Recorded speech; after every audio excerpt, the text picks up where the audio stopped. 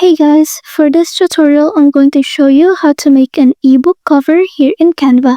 So after you've opened your Canva, over here in the search bar, we're going to search for ebook cover, or you can also use other keywords that relates to the theme of your book so that you will be able to find other templates that goes along with your theme. But after you've searched for it, you're just going to scroll down and you're going to look for a template that suits your taste or suits the theme of your book.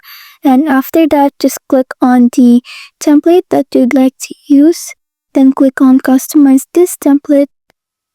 And after it's opened, you want to go ahead and customize the design. You're going to change the title of the book.